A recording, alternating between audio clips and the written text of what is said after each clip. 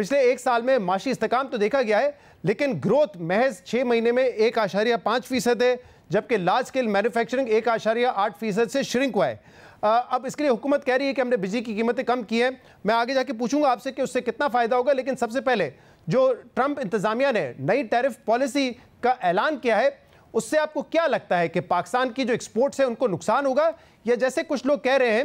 کہ اس میں پاکستان کے لیے ایک اپارچونٹی بھی ہے؟ یہ ڈیفینیٹلی پوائنٹ آف کنسرن ہے جو ابھی ٹرمپ ایڈمنسٹریشن نے جو ریسیپروکل ٹیرفس لگائیں پوری دنیا پہ لگائیں بیسکلی۔ اب میرے خیال میں جو idea behind this reciprocal tariff was to kind of bring in countries تاکہ وہ بائیلیٹرلی نیگوشیٹ کریں، اور جو کنٹریز ان کو کنسیشن دیں گی آئی تھنک وہ ان سے بیٹھ کر ہی نیگوشیٹ کریں گے، وہ مے بی ٹیرف زیرو کر دیں نہ کریں، ڈپینڈنگ ہم نیگوشیٹ کیسے کرتے ہیں اور کس طریقے سے نیگوشیٹ کرتے ہیں، بیکاز پاکستان میں بہت ساری اپرچونیٹیز ہیں جس میں ہم ان کو کنسیشنز دے سکتے ہیں، نہ صرف ان کو دے سکتے ہیں بلکہ باقی کنٹریز کو بھی ہم دے سکتے ہیں۔ جو اسپیسیفک یو ایس انٹرسٹ ہے وہ چاہتے ہیں کہ جو ہمارا ٹریڈ سرپلس ہے یو ایس کے ساتھ اس کو کس طریقے سے بیلنس کیا جائے، اور جو تقریباً 3 سے 3.5 بلین ڈالر سالانہ ہے، اس میں ہم جو کر سکتے ہیں اور جو ہمیں کرنا چاہیے اس میں ڈیفینیٹلی جو ایگری پروڈکٹس ہیں جس میں کاٹن بھی آ جاتی ہے، سویا بین بھی آ جاتا ہے،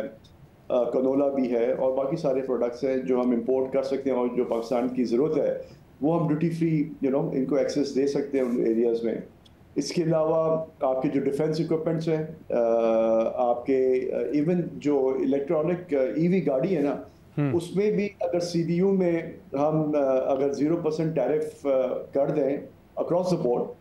اور آلریڈی ڈیوٹی اس پہ تقریباً 25% ہے، اور ہم اس کو آف سیٹ کر لیں کہیں اور سیل ٹیکس وغیرہ سے، تو وہ بھی پاسبلٹی ہے۔ تو بہت سارے ایونیوز ہیں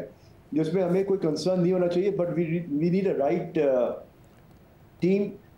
to visit Washington and have a proper face to face negotiations, جس میں موبائل فونز بھی ہیں۔ آپ کو بتائیں کہ پاکستان کے جو موبائل پالیسی آئی تھی اس میں ایس کے ڈی میں 0% کسٹم ڈیوٹی ہے، تو آئی فونس بھی پاکستان میں اسمبل ہو سکتے ہیں جس طرح سے باقی چائنیز اور کورین فونس اسمبل ہو رہے ہیں۔ ایک رات سے آپ بوئنگ سے جہاز خرید سکتے ہیں۔ اب پاکستان میں آپ کو پتا ہے کہ مائنز اینڈ منرلس کے اندر بھی کافی پروگریس ہے، اور امریکہ کو ریئر ارتھ اور کاپر کی بہت ضرورت ہے، جس طریقے سے وہاں پہ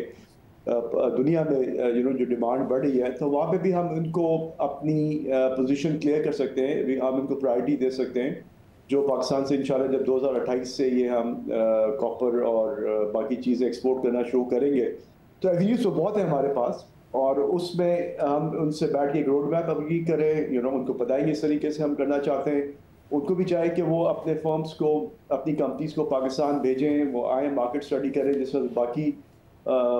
کنٹریز سے لوگ آتے ہیں، کمپنیز وزٹ کرتی ہیں، اپرچونیٹیز کو ایویلیوٹ کرتی ہیں، تو دیر از لاٹ آف اپرچونیٹی۔ تو میرے خیال میں نیگوسیشن ٹھیک ہونی چاہیے، باقی شارٹ ٹرم اور اس کے لیے جو اقدام بھی اٹھا لیا گیا ہے، وزیر اعظم صاحب نے فورن فائنانس منسٹر کو کہا، کمیٹیز بھی 2 بنا دی گئی ہیں جس میں بزنس مین بھی ہیں، اور کہا ہے کہ آپ جائیں امریکہ اور وہاں پہ جا کے ان سے نیگوشیٹ کریں۔ لیکن جو آپ بات بتا رہے ہیں ابھی، کیونکہ ہمارا امریکہ کے ساتھ ٹریڈ سرپلس ہے، جو آپ کہہ رہے ہیں آٹو موبائلز پہ، موبائل فونز پہ یا ایگری پروڈکٹس پر ہم ان کو 0 ریٹ کر سکتے ہیں، ڈیوٹی فری کر سکتے ہیں، کیا اس کا کوئی نیگیٹو امپیکٹ تو نہیں آئے گا؟ کیونکہ ہمارے یہاں تو ایک بلیک اکانومی بھی ہے، اگر گاڑیاں موبائل فون ایک حد سے زیادہ امپورٹ ہونے لگے تو ایسا تو نہیں ہمارا جو ٹریڈ سرپلس ہے وہ ٹریڈ ڈیفیسٹ میں تبدیل ہو جائے گا؟ دیکھیے موبائل فونز جو ہے وہ ایس کے ڈی پالیسی ہے، تو it has to be assembled, you کی not import C B U, تو it has to be assembled in Pakistan, because components وہیں سے آئیں گے نا، چاہے وہ یو ایس سے کمپوننٹس آئیں گے یا جہاں پہ بھی آئی فون کمپوننٹس بناتی ہے، چاہے چائنا پہ بناتی ہے، بٹ ہے تو American company, so they need market access and they have the market access provided they come and visit and evaluate the market۔ تو وہ نہیں کہ مارکیٹ اویلیبل نہیں ہے، تو ایس کے ڈی جس طرح باقی چائنیز کمپنیز اور ہم امپورٹ کریں اس طرح سے آپ آئی فون بھی کر سکتے ہیں، باقی یو ایس کمپنی بھی ہیں جو ان چیزوں کو مینوفیکچر کرتی ہے، ان کو بھی وہ بھی پاکستانی مارکیٹ کو ایویلیوٹ کر سکتے ہیں۔ ای وی میں دیکھیں ابھی تو پاکستان میں فی الوقت سی بی یو ہی امپورٹ ہو رہی ہے، اور جس طرح باقی کنٹری چائنا سے بھی ہو رہی ہے، کوریا سے بھی ہو رہی ہے، جاپان سے بھی ہو رہی ہے، تو یو ایس سے بھی ہو سکتی ہے، تو اس میں کوئی ایشو نہیں ہے۔ تو ایشو ڈیفینس اکوپمنٹ میں نہیں ہے، آپ اپنی ڈیفینس اکوپمنٹ کی جو پرچیز ہے آپ تھوڑی بہت آپ یو ایس سے کر لیں، تو ہمیں ان ایریاز کی طرف فوکس کرنا چاہیے جہاں پہ یو ایس کا زیادہ انٹرسٹ ہے۔ دیکھیں U S is a economy where they're not competitive in low value added products, you know, इनकी जो competitiveness है या तो एग्री प्रोडक्ट में या हाई डिफेंस इक्विपमेंट है, एयरक्राफ्ट है, इलेक्ट्रॉनिक ईवीज है, गाड़ी है, तो वो फोकस करना चाहिए और वो टेबल पे बैठ के हमें नेगोशिएट करना चाहिए, जिसमें मेरे ख्याल में एक विंडो ऑफ अपॉर्चुनिटी है कि अगर हम ये इनको सही तरीके एक्सप्लेन कर लेते हैं और वो हमसे इन चीज़ों पर एग्री कर जाते हैं, तो आपके पास जो मार्केट एक्सेस है यू नो वो बहुत बड़ी है कंपेयर टू पाकिस्तान। पाकिस्तान तो $350 बिलियन की इकोनॉमी है, बट यूएस इज तो ये जो एक बात की जा रही है कि हम उनके साथ फ्री ट्रेड एग्रीमेंट या जीरो टैरिफ पॉलिसी कर दें, आपके ख्याल में क्या ये पॉसिबल है और अमेरिका क्या ये तैयार होगा करने के लिए पाकिस्तान के साथ? I don't think so. That's not the right approach. We should not do FTA, but we should approach specific sector जिसमें हमें उनको कंसेशन हम दे सकते हैं, जो अभी आपको मैंने मेंशन किया आपके प्रोग्राम में। उन एरियाज को हमें स्पेसिफिकली देखना होगा। अक्रॉस द बोर्ड आप FTA नहीं दे सकते। अक्रॉस द बोर्ड अगर आप FTA देंगे तो आपके बाकी जो ट्रेडिंग कंट्रीज हैं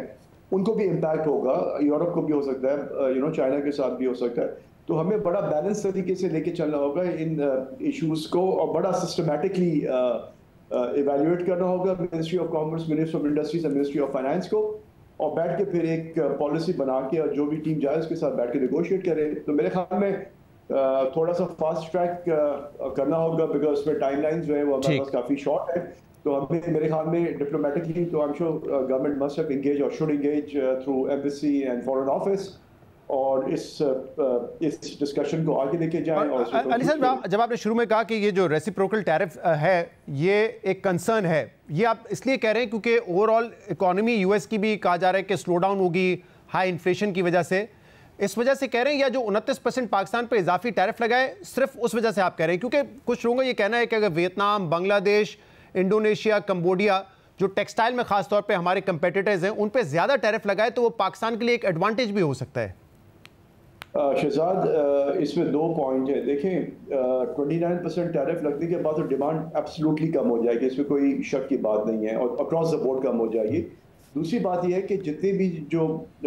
मुल्कों में जो टैरिफ लगा है वो सब नेगोशिएट करेंगे। देखिए इंडिया भी नेगोशिएट करेगा, बांग्लादेश भी नेगोशिएट करेगा, वियतनाम भी नेगोशिएट करेगा, और बाकी मुल्क भी नेगोशिएट करेंगे। और मुझे